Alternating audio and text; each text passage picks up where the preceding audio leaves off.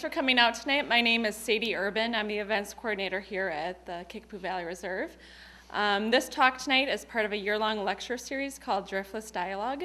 It's funded in part by the Kickapoo Reforestation Fund, also known as Newsom Grant, and the Friends of the Kickapoo Valley Reserve. And also we've partnered with the Viroqua Community Media Company to have this filmed, and Vernon Communications to have it aired on a local community access channel.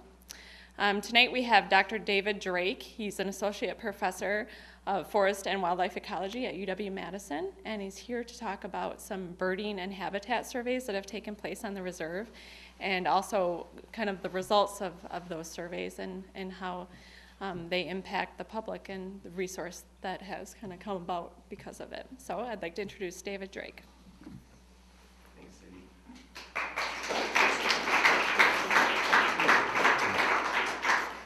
Thank you very much. Nice to see friendly faces in the crowd here.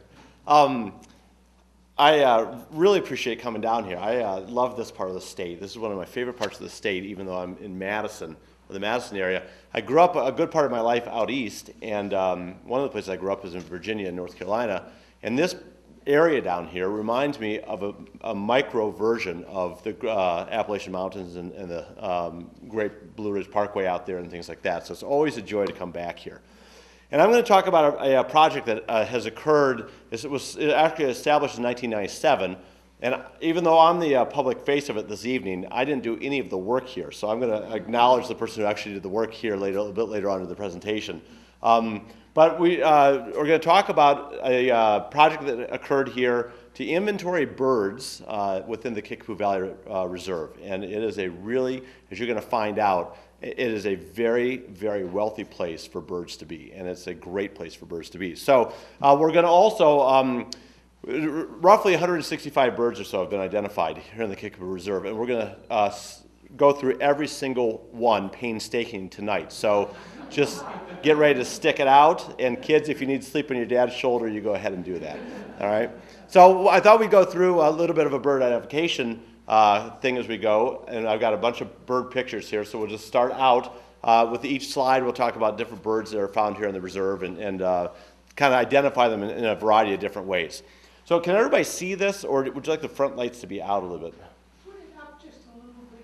Put it up higher. Let me see if I can do that, because it looks like it's kind of wampus to begin with. But let's see what happens here. Okay, these are Sadie's. How's that? Okay.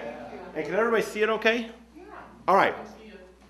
All right, so here's the deal. We're going to have a bit of quiz, and whoever gets the most answers right is going to get a free car tonight that Sadie has got parked out back. So, so I don't know how well you can see this, but does anybody know what that bird is? And Barb, you are not allowed to answer. Okay? So sit on your hands. Anybody know what that? It's hard to see. Is it a bird? Let's start out with, is it a bird? It is a bird. Okay, so we're convinced of that. Anybody? What's that? Anybody have a general type of bird? It's an owl. It's not an owl, it's a hawk, red-shouldered hawk. You can see the red shoulder up there. And if you were to see this bird soaring above the ground, or if you were looking up, you'd see some kind of what they call wing windows or crescent windows on the ends of the wings. It looks like there's a window there on each end of the wing. So this is a pretty common, it's a type of raptor that we call a buteo. So buteos include red-tailed, I'm already wandering away from the microphone, sorry. They include red-tailed hawks, rough-legged hawks, broad-winged hawks, red-shouldered hawks, things like that. And then this is one of the warbler species over here. Anybody know what that is? A chestnut-sided warbler. Exactly. Are you related to Barb? Okay. Because you may also have to be quiet. So. All right.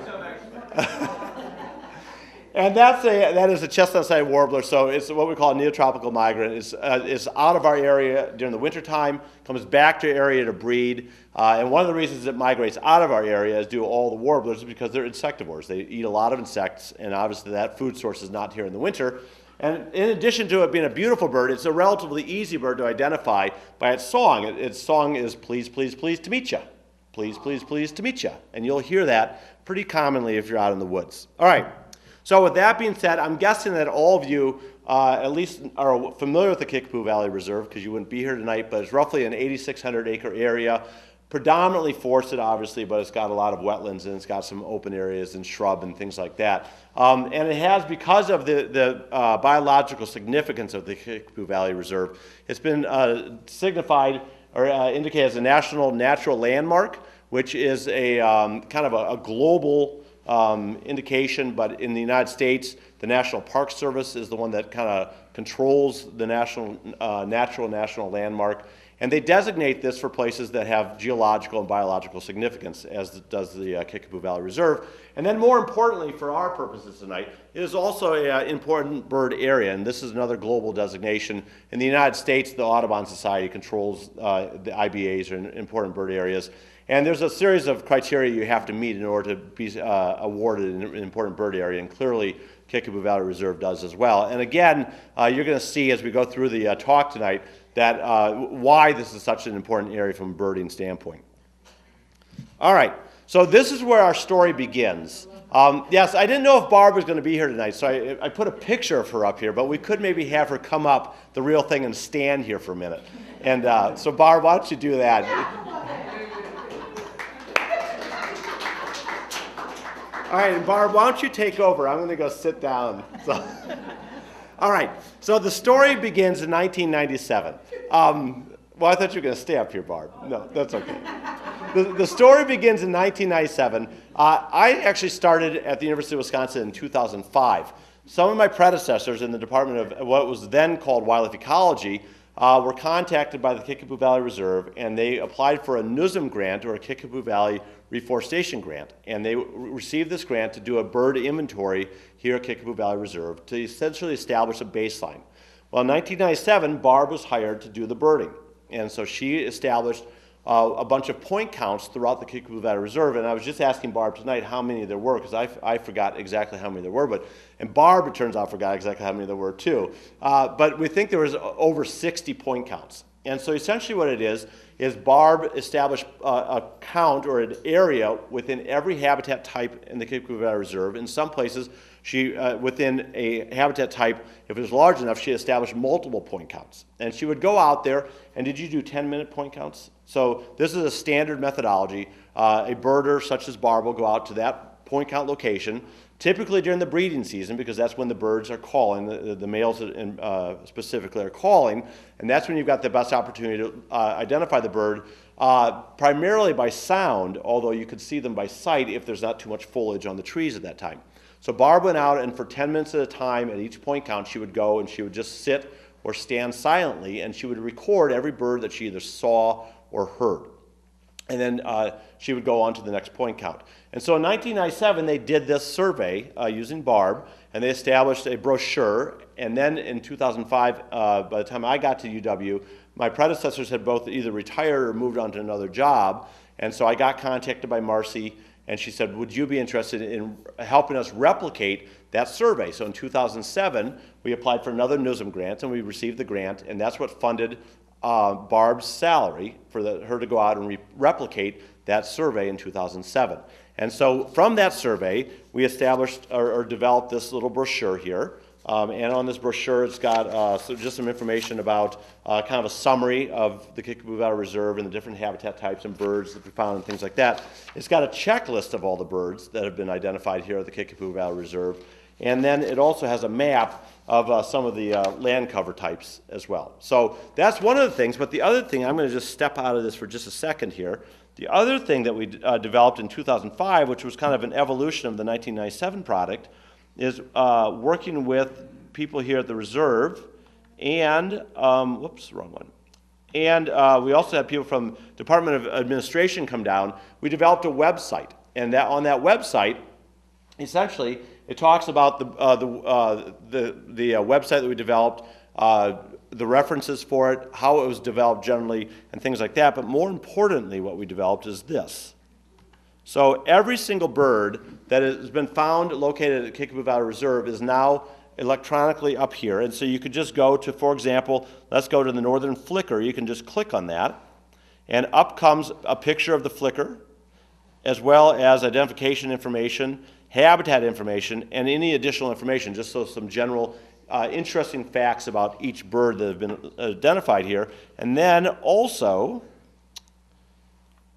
audio. So I don't know if this is going to play or not, but let's see.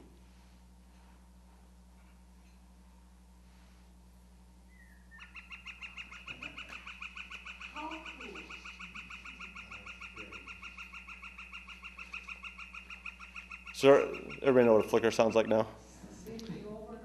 Yeah, well, they have a couple other calls, but that's one of the primary ones. So the idea is that people can come here and they can either download this as almost like an app to their smartphone. Or a lot of people have smartphones these days. So if you're out, you can download this and you say, well, geez, I think I heard a flicker, or I think I heard a red-shouldered hawk, or maybe a rough grouse for our friend Dr. Walter here in the audience. And you can think about that, and then you can pull up your phone and you get an ID both visually and auditorily. So that was the idea. So continuing on with this, the other thing we did is, and I'm not going to talk so much about this because it's not as sexy as the birds, but the other thing we did is we got a follow-up grant about 2 years later, and we hired a student in our department to come out, and she did what's called a habitat suitability index. So every point count that Barb established, the student went to, and she did a vegetation survey generally in that point count area, and the idea was to try to hook up or identify the quality of the habitat with the inventory or the diversity of the bird life that you had at that point count location. And so we did, that was kind of the two-prong approach that we took here. All right, so with that being said, let's get into what we found here at the reserve. And when I say we, I say that collectively because I didn't do any of the birding. Barb did all the birding for the most part, along with a couple other birders, but Barb did the bulk of this. And I greatly appreciate Barb doing that, and I'm extremely envious that Barb got to do that because I went to, I grew up outside and doing all the fun things that kids do outside with wildlife and hunting and fishing and birding and all that kind of stuff, and I thought, well, that would be a heck of a fun career. So I went to school and I got a degree, and then I thought, well, that's pretty neat, but I'm not getting paid a whole ton of money, so maybe I'll think about getting a second degree. And I got a second degree, and then I thought, well, that's pretty fun. I had a great time doing research. Maybe I'll get another degree. And so I stayed in school for a long time, and now I've limited it out on my degrees, and so it's wonderful because I'm getting paid more, but I'm stuck in an office, and people like Barb get to do all the fun things I went to school for. So I would have loved to have been out doing the birding myself, but I was unable to do that. So, all right. So just to provide a little context here, there are roughly 400 bird species in Wisconsin. Okay, so over the course of a year, we have about 400 bird species. And of all the terrestrial wildlife, vertebrate wildlife we have in Wisconsin, birds are by far the most numerous in terms of species. So that you can compare this, we've got about 70 mammal species, about 32 reptiles, and about 19 amphibians. Okay, so birds, you've got a much better chance of seeing a bird than any other type of wildlife in Wisconsin. So there's roughly 400 birds, and they range from, this is an American tree sparrow here, to wood duck, to ruby-throated hummingbird, the only hummingbird in the eastern part of the United States, eastern bluebird, and bald eagle. Okay, so keep that number in mind, 400 bird species. All right, so here on the Kickapoo Valley Reserve, and again, this is just 8,600 acres, so which is a relatively small area in the context of it all. They found 165 bird species. So they roughly have 40% of all of Wisconsin's bird species have been located here at the Kickapoo Valley Reserve, primarily because the habitat is here. And it's similar, we were just talking about farming and that movie Field of Dreams, where they said if you build it, they will come. It is very applicable to habitat. If you've got the habitat, the animals will show up if they can get to it. Okay? And so you've got phenomenal habitat here in the Kickapoo Valley Reserve, and that's why you've been designated an important bird area, national natural landmark, and things like that. So it's impressive that you got 40% of the birds here in just 8,600 acres roughly. Okay, that's a pretty impressive thing. But the other issue is, if you just had on this 8,600 acres good bird habitat and no bird habitat anywhere else, this would be essentially an island oasis. And you would have a lot of birds here, but you wouldn't have nearly as many as you have. And so the other issue here is not only do you have very good habitat in the Kickapoo Valley Reserve, but within the regional landscape or regional context, you also have very good habitat, and that supports all these birds just piling in here. And that is a very, very good thing. All right, so some of the species, and I should say of the 165 species, that roughly 70% of the 165 species found here were found here during breeding season, which is also a good thing because there are two, especially for migratory species, there are two very, very key parts of their habitat. One is the breeding component and one is the wintering component. And we have no control over the wintering grounds because most of these birds go into the southern United States or Central and South America. We'll talk more about that in just a minute. But you do have control over the breeding habitat. And the fact that 72% of these birds are found during the breeding season, and probably a lot more than 72%, it was just that those were the birds that were located during breeding season, is a very good indication, again, that you've got good habitat here. So a couple of species that I thought were interesting to me, just for a variety of reasons. One is this gerfalcon right here. And the fact that that bird was found here is kind of a remarkable feature. And the fact that if you're a birder, a lot of times you're scouring these bird lists on the internet for accidentals, and what's called accidentals. And they're birds that really shouldn't be here. And I'm not going to talk about tonight any of the what I call kind of pedestrian birds. We're not going to talk about the crows or the blue jays or the cardinals or song sparrows. Every bird in and of itself is wonderful.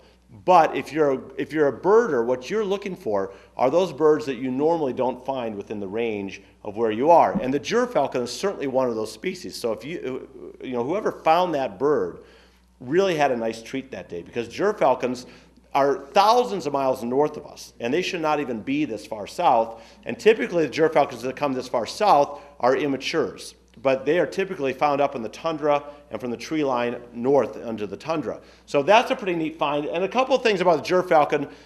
For one thing, they've got a number of different color phases. So this is a white phase, but you can also find them in gray phases. You can also find them in dark phases. And the other issue about gerfalcons, they're the largest of the falcon species we have in North America, and they're commonly caught and sold to falconers in Russia and Scandinavian countries. So there's kind of this black market trade specifically targeting gerfalcons because they're such a neat bird from a falconry standpoint.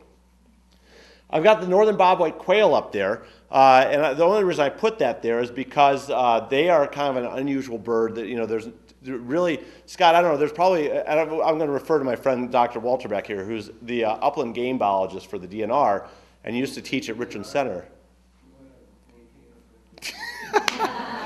But there really are very few self-sustaining quail populations in Wisconsin. They just don't, especially this far north, they don't overwinter very well. If you go down into the southeastern part of the United States, especially down there, quail hunting in particular is still this very gentlemanly sport where they'll take you out in horse-drawn carriages and you'll go out and everybody's using double-barrel over-under side-by-side guns, and they're dressed to period pieces, and people are on horseback, and you're not sure if they're overlooking the prison crew out working the roads or if they're actually looking for quail. But it's a very gentlemanly thing down there in the southeastern part of the United States, and quail is a very common bird down there. It's not so common up here, and we do have quail in Wisconsin, but it's very rare that they overwinter. And so the fact that you've got quail here is pretty interesting. And the last bird is in the lower right. Anybody know what that is? Whippoorwill. Yep. Whippoorwill. And I put that bird here because whippoorwills, as a population, they're kind of declining and because they're losing habitat. So again, it's another good indication that you've got really good habitat here, that you're sustaining whippoorwills on the reserve. All right. Yes, ma'am. As far as that falcon, and it says there's 165 species of birds here, is there any inventory as to how many of the falcons there might be? That was a one-time sighting. Oh, okay. And, Yeah. well, we can talk about that. Well, we should all talk about this, but let me just repeat the question because we're being videotaped for a regional broadcast here. So the question was, it's nice that you've located or identified 165 bird species here, but is there any indication as to, of each species, how many individuals per species? And Barb identified that for that's just one sighting of one individual here. And again, it is so rare that the bird would be here. That really is kind of an accidental sighting, if you will. Not that they accidentally found it, but the bird really shouldn't even be here. So, and so we can talk more about abundance in a little bit, but right now we're really just reporting kind of diversity of species, not not abundance of individuals per species. And that was cited in, what year was that, Barb? I don't know about the falcon. Yeah. Okay, okay. And it was cited once. Yep. And since then, there's no documentation. Yep. Of the sightings. Yeah, it was a long time ago. It's a very rare thing for that. Yes. What about the whippoorwill? We used to hear them a few years ago, where, when we first moved up here permanently. We have not heard them in about 3 years. So the question is, what's going on with the whippoorwills? They moved here 3 years ago, and you've heard them, and then you haven't heard them since. So clearly, you've had a very detrimental effect on the whippoorwills, and you're going to have to move away. So, no, the issue with whippoorwills is kind of a hit or miss type thing, and they, as a population, the thought is that they're declining, but nobody's exactly sure why, and nobody's even positive that they're declining, although the general thought is they are declining, and it probably is more from a habitat issue, because whippoorwills like kind of an open understory type forest, and if you get a lot of growth and things like that, they kind of sometimes don't do so well. But whippoorwills are also these things where you kind of find pockets of them, and so sometimes you might find pockets and or they might have moved on to another area. They still might be around, but they may have moved on. So, okay.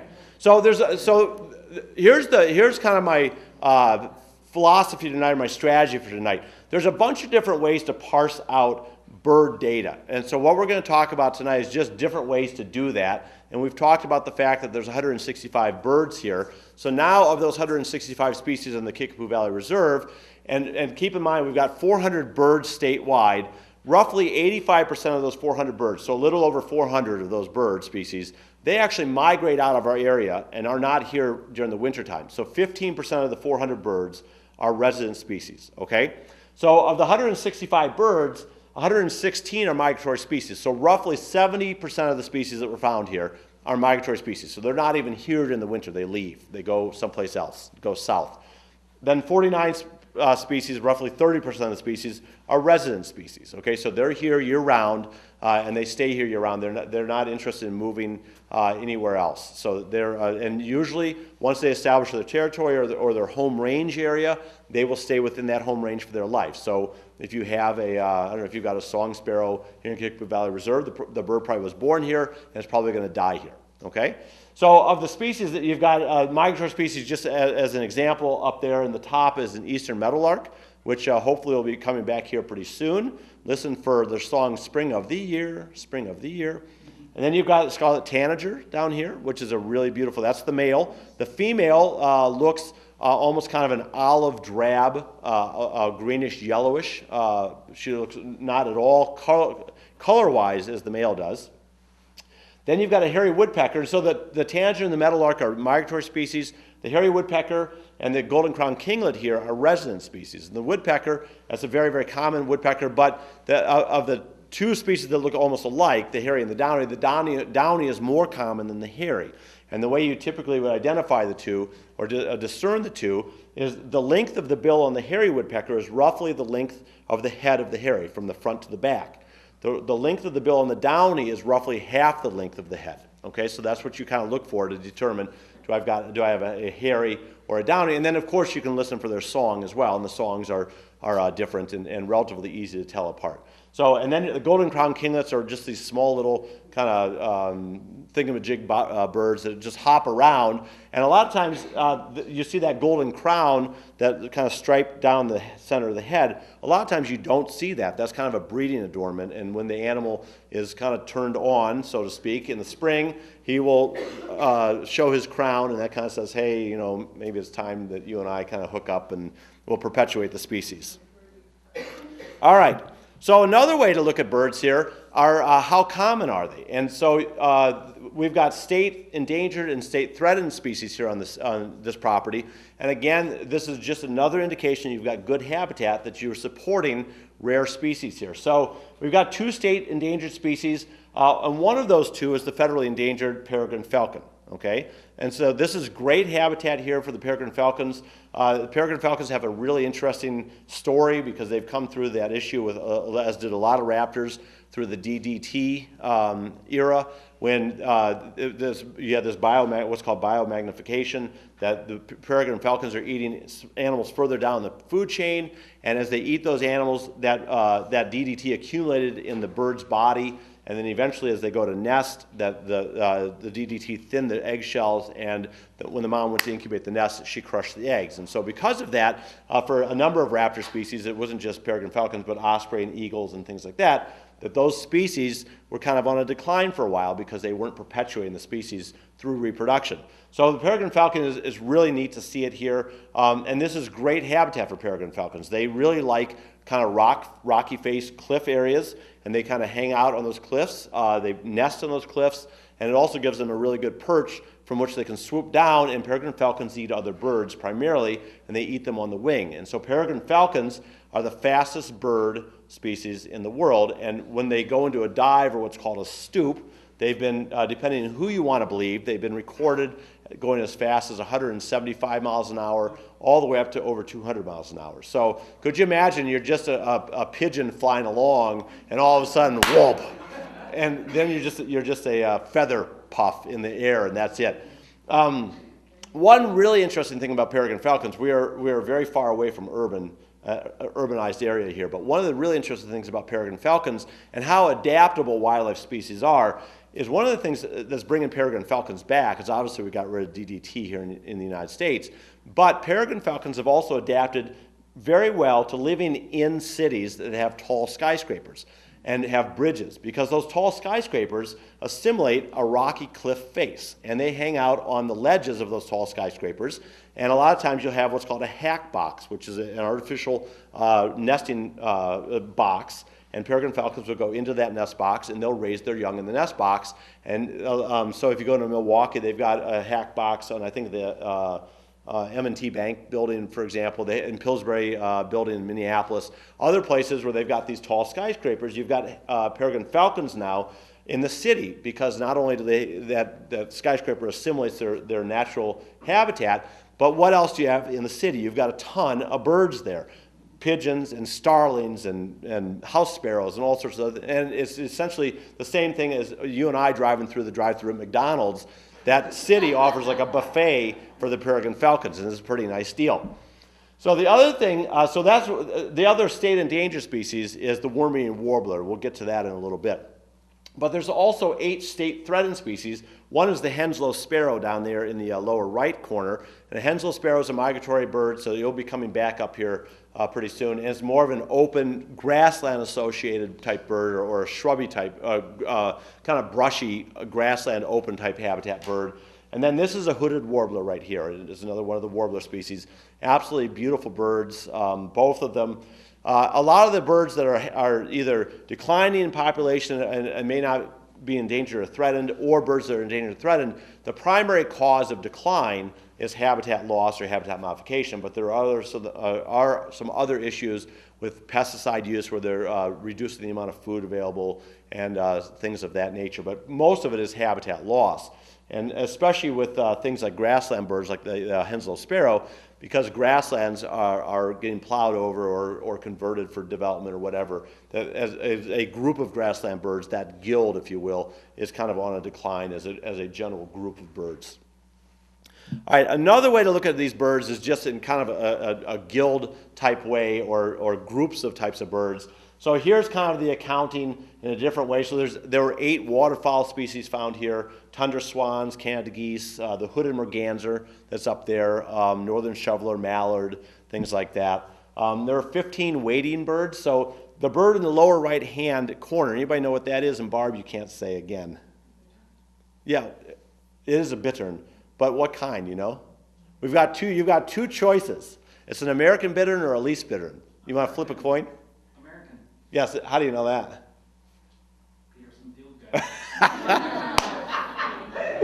Yeah, so that's bitterns are really, really cool birds. They are a relatively big-bodied, kind of a mottled brown-white bird, but as you can see, they've got these really long necks that have a striping of brown and white alternating striping down there.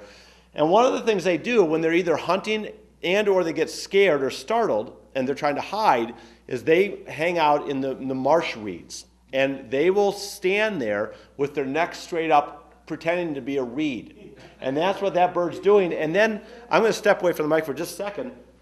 Here are his beady little eyes right there, and the eyes on this bird look down. When the neck's up, the eyes can look down, so it can see what's going on down here, and so the bird will just kind of stand there like, you know, nobody see me, nobody see me, nobody see me, and all of a sudden, whomp, and it catches a fish or a toad or a frog or something like that because its eyes are looking down.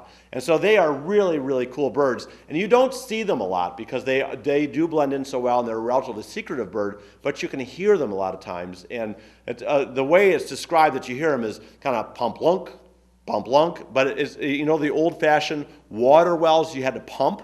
If you remember what that pumping sound sounded like, that's kind of what that bird sounds like. And a lot of the wading birds, I think, sound somewhat similar, and then the green heron, I think, sounds kind of like kind of like the green frog, the banjo string of the green frog. And so, you know, but that is a really, really cool bird, the bittern. There are 19 raptors, so osprey, a whole host of falcons, turkey vulture. We're going to throw the turkey vultures into the raptor classification for the purposes tonight. Owls were here, falcons, eagle, I think golden and bald eagle were here, both, was kind of neat. 26 warbler species, 7 woodpeckers. There's 9 woodpeckers in Wisconsin, so you got almost all of them. 101 passerines. So passerine is this just kind of catch-all phrase for a songbird, okay? So dickcissel right there is a passerine. And of those passerines, 76 what we're calling neotrops or neotropical migrants. So those are birds that migrate out of our area in the wintertime, and they go down to Central or Southern America for the winter, and then the neotrops or nootropics, and then they come back up for the summer. And so the neotrops, again, as a group of birds, are kind of on the decline. Not every single neotrop is on the decline, but as a group they are. And it has to do with the fact that wintering habitat down there is getting destroyed or modified to the point where they're not doing so well. But the other issue with migratory birds, and all those neotrops are migratory birds, migration, when you're an animal, you've got 2 choices to survive the winter. You can either, you've got 3 choices actually. You can either hibernate, you can either try to bulk yourself up and ride the winter out where you are, or you hightail it and you head south. And so all those choices have benefits and they have disadvantages to them. One of the disadvantages from a migration is up to 60% of some species die one way or the other on the migration route. So they don't always make it back, even though they might make it down, or they might not even make it down. So death is not always a good choice, necessarily, especially when you try to keep the species going. So that's just a different way to account for all the birds.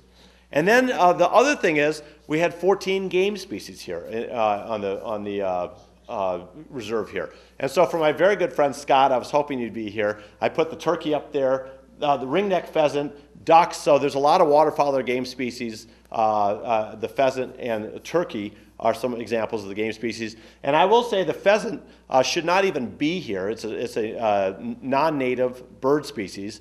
And so as beautiful as they are, and as tasty as they are, and I know a lot of people like to hunt them, the DNR grows tons of them, and I will go on the record here. I'm going to get, I'm sure, a bunch of emails tomorrow, but I will go on the record that it is ironic to me, and I'm sure I'm not the first person to point this out to you, that the DNR has this humongous campaign to get rid of invasives, and they're growing 100,000 non-native species a year in terms of ringneck pheasants at the state game farm to put them back out in the landscape. So there's a little irony there. So the other thing, that there are some other non-native species found here. European starling was one, and house sparrow was the other one, or house sparrow is also called English sparrow. And those 2 species, there's kind of interesting way they got introduced into America. Back in the early 1900s, there was a gentleman who absolutely loved Shakespeare. And if you're familiar with Shakespeare, even mildly familiar with Shakespeare, you know that he had a lot of references to animals. And one of his famous plays was The Taming of the Shrew, just to give you an example. But he had a bunch of references to birds throughout his plays. And this gentleman came to America, and he thought, well, as a tribute to Shakespeare, I'm going to introduce into America at least a representative of every bird species found in a Shakespeare play. And thankfully, he died before he got too many in. But he got the house sparrow in, or English sparrow, because it came from England. He got the European starling in. And both of those birds have become scourges to our native bird population in different ways. So there were some non-natives found here as well. But so 14 game species, but by far the vast majority were non-game species of birds. All right. Now, so that's kind of the general accounting of just the bird diversity. So now let's talk a little bit about habitat relationships and birds and things like that. So there were 22 grassland species, 27 wetland species, and again, because the reserve is predominantly a forested area, there were 116 forested species. Now, keep in mind that, for example, the grassland species, that they were, most of those were solely grassland birds, but there are also birds that are grassland species, but they inhabit the edge of shrubby areas or the edge of the forested areas, and you could have just as easily, if you wanted to double count, you could have classified or double counted some of these species, both in the forested area and the grassland area, but just for the purpose of tonight, I just made a distinction. Either you're one of these three habitat types, you can't be in more than one habitat type, okay? So one of the raptor species that's also a grassland or open area species is that northern harrier hawk up in the upper right-hand portion, and you always know the northern harrier because it's got this white rump patch as it's flying. Really easy bird to see, relatively big bird, and as with all raptors, they have what's called reverse sexual dimorphism. So in most of the bird world, the male is bigger than the female, but in all the raptors, the female is actually larger in size than the male is. So if you see a pair of red-tailed hawks, for example, sitting, and you say, well, boy, one's smaller, it must be a juvenile, or it must be a young of the year. That's actually the male. That's smaller than the female. And so that's what we call reverse sexual dimorphism, okay? And there's going to be a quiz later tonight, so remember that term. Wetland species, there are a bunch of those. I've just put this bird down here as a representative because it's pretty neat. It's a spotted salamander, a spotted sandpiper. And so there was a black tern found here. There's a semi-palmated sandpiper, a spotted sandpiper, egrets, herons, things like that, which is pretty cool. That is kind of like the deadbeat mother of the bird world right there. So this bird is what's called, wait for it, this bird is called what's called polyandrous. And so she actually mates with multiple males. And so she will mate with a male, deposit a clutch of eggs, and then he will take care of that clutch of eggs, and she'll go off and mate with another male and deposit another clutch of eggs, and then she'll take off. And so that's why she's kind of the deadbeat mother of the bird world, because she doesn't tend to her young. She lets the males tend to her young as she's out cavorting. I'm not saying it's a bad deal, but come on, we're doing enough, really. So, all right, and then again, a tip of my hat to my friend Scott, I put the ruffed grouse up here, and Scott Walter used to be a professor at the UW Richland Center until he sold out and went to the DNR. But Scott did a lot of research, especially down here in the southwestern part of the state, on ruffed grouse. And ruffed grouse are not doing terribly well down here as a population. Just again, it's a habitat issue. They're mostly associated with aspen. They can live in an oak and hemlock, or I'm sorry, oak hickory type forest, but they really like that aspen forest. And if you don't get multiple age stands, you don't really have grouse. And so that's the reason the grouse are kind of declining in this area. If you go up north, obviously, up around the American Legion State Forest or Schwamick and Nicolay National Forest, you've got a lot of grouse up there, and it's a pretty healthy population. But there are a lot of forested species here as well. Are they hunted? I'm sorry? The grouse? Yes, ruffed grouse are hunted, yes. Okay. And I'll give you a little indication about, has anybody in here hunted ruffed grouse? I know some of you have. We had them for dinner tonight. Did you really? Seriously? Where'd you shoot them? Meadow Valley. Okay, yep. Wow, that's pretty neat. That's pretty dang neat. Now you made me jealous and hungry at the same time. So there's we do a program called the Coverts program, and it's for forest landowners to teach them how to manage the forest land for wildlife-associated species, or wildlife species associated with forest land. And we do it up on Lake Tomahawk, where the UW has a research station up there. And it's a 3-day program, and on the last day, we take them to a landowner's property who's managing his property specifically for grouse, but he also manages for a whole host of other species. But he also guides professionally for ruffed grouse. And so he's got clients that come from all over the world, and he also raises Vizsla, which are a Hungarian hunting dog. It's a beautiful, beautiful dog. So Terry Ide, it's Ide's Guides up there, and Terry Ide said that on average over the course of a year, I think if I get this right, so let me think about this. So I think that they have on average 4,000 grouse flushes a year, okay? And they're all over the wooded areas up there in northern Wisconsin. And they're kicking up probably the same bird multiple times over the course of the season. So they get 4,000 flushes a year for his clients. His clients fire 2,000 shots over the course of the season. Do you want to have a wild guess as to how many harvested grouse there are from 2,000 shots? 2,000. 2,000. No, 108. So they are a really, really hard bird to shoot because they're so acrobatic and they're very, very good flyers, and they take off very quickly. They're very fast. They can't fly for a long distance because their breast muscle is primarily white muscle, not red muscle. And so that white muscle, it gets anaerobic very fast in there, and it cramps up, so they have to stop flying until the blood comes back. They're not a long-distance flyer with a lot of red muscle like a tern would be, for example. So the fact that you were able to shoot a grouse and have it for dinner, hat off to you, my good friend. That's awesome. All right.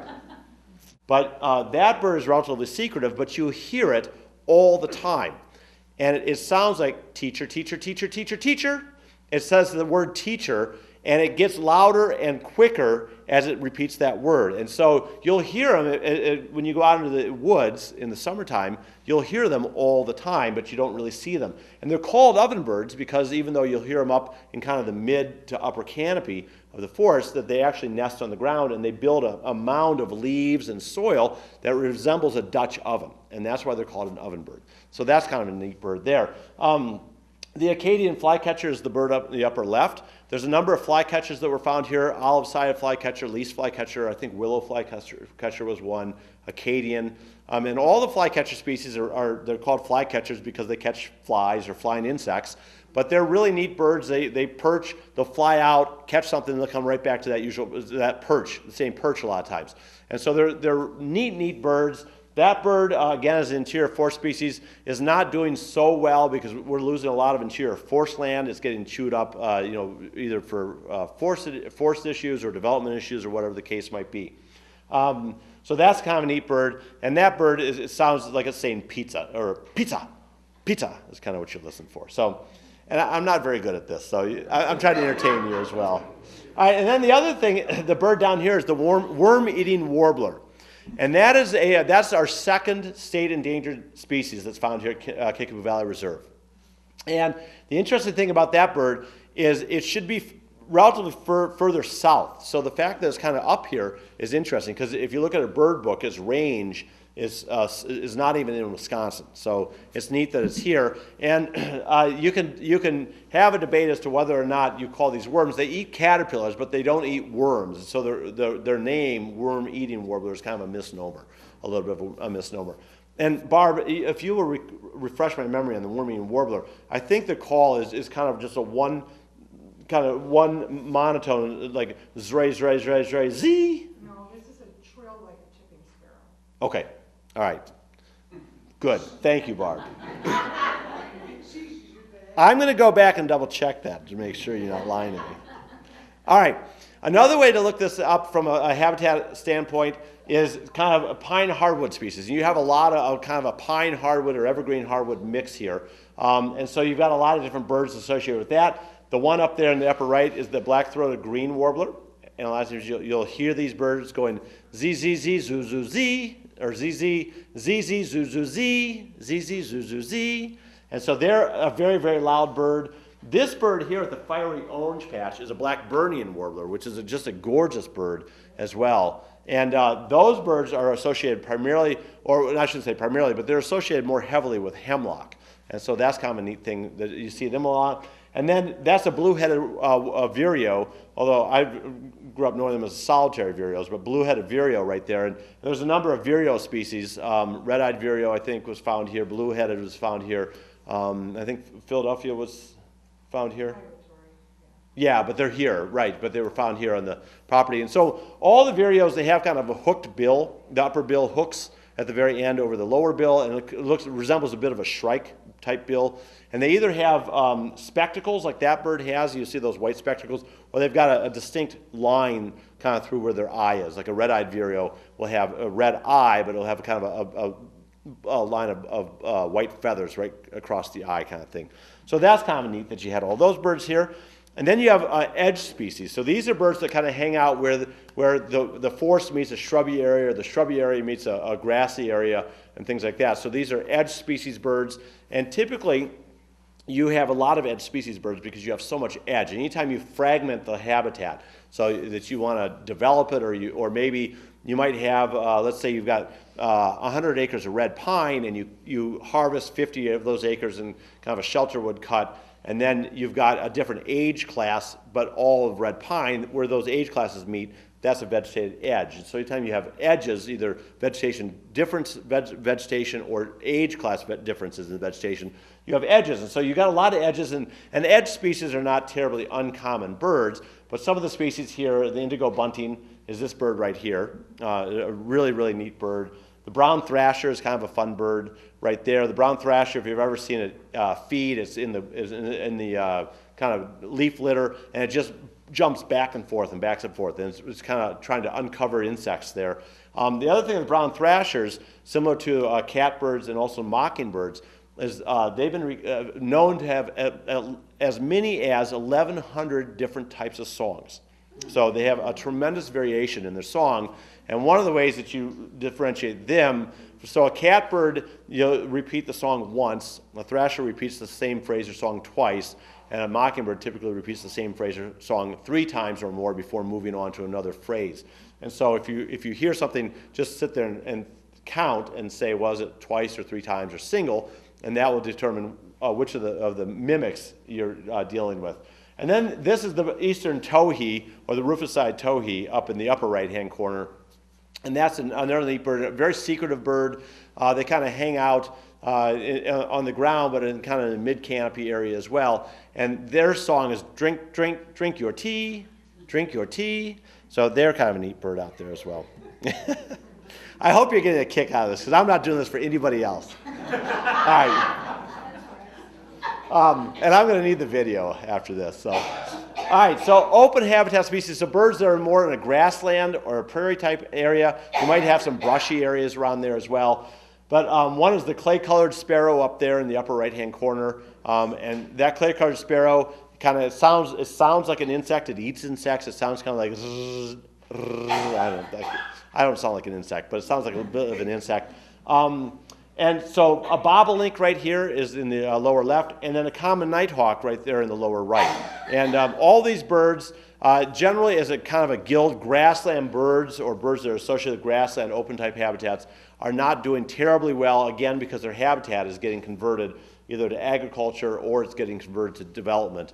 And so as a guild or as a group of species, these species aren't doing terribly well. But they're really neat to have. And we've had, I live in Middleton with my family, which is just west of Madison, but we live kind of out in farmland. And in August, we get usually a ton of, literally 2,000 pounds worth of common nighthawks fly overhead, because they're actually after the dragonflies that are migrating through. And so over our yard, one night we counted 39 nighthawks, simultaneously. They're all out there feeding, and they're just swerving and catching the dragonflies, and it is really a sight to see. And usually you'll see them just as the sun's starting to go down. And in August, usually you'll see them migrating south, and you'll know them because they've got those great big wing or white patches on their underside of their wing, and that's the common nighthawk. And they're also kind of declining as a population. One of the things, they nest on the ground, but they also nest on flat top roofs of buildings that have small pebbles up there, and they blend in very, very well, so it's kind of neat to see them. All right, and then I think the last group of slides I have are wetland species, and there's a whole ton of those that were here. This is a pie-billed grebe up in the upper left-hand corner, and there were, I think there's pie-billed grebe, and I think there was there a western grebe found here? I know there's a pie-billed for sure, because I put it on the slide, so it's got to be here. So there's pinebill grebe, but there's, again, there's a whole host of waterfowl type species. That's an American coot up there, which is a coot is kind of it's a hybrid between a wading bird and a waterfowl. They've got kind of webbed feet, but they also have very distinct toes, long toes. And then that's a sora, or a type of rail, right there in the lower part. And the sora, I think there was a yellow rail and a Virginia rail and a sora that were all found here. And those birds are really neat, and if you see them, it's great. A lot of times you hear them more than you see them because they're relatively secretive and they're kind of a small bird, but they're a really, really neat bird to find here at the reserve as well. So I think that's all I have, and I'll leave that up just so you have something to look at. But the point is that you are really, really lucky to have this right here in your backyard, and a lot of people would kill to have this. I think one thing that would be kind of neat, maybe we should think about this as just an extension of all this, is to get another NUSM grant and do an inventory of mammals and an inventory of reptiles and amphibians as well. Would be kind of fun to see here, because I think that you've got such a rich area here, and you obviously are holding a whole ton of wildlife species right here, and you're doing something right. So keep on doing it and keep on enjoying it. You can love something to death, but the other issue is if people don't enjoy this and you don't build up a kind of a constituency base or an advocacy group for areas like this, that they could go by the wayside. So make sure that you alert people and advertise the fact that you've got such a jewel here in this beautiful part of the state. So with that, Barb, I will thank you very much for doing all the birding. And I know Eric Epstein and some others did the birding here as well, but Barb did the bulk of it, and Barb is a heck of a birder. So if you ever want to go out birding, I know she likes sharing her skills with people and taking people out, but if you ever get a chance or you see her, go birding with her. She is a phenomenal birder. So, good. Thank you. Thank you.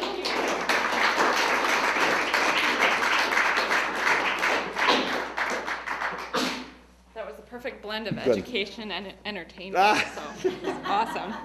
Our next Driftless Dialogue will be on March 27th, a month from today.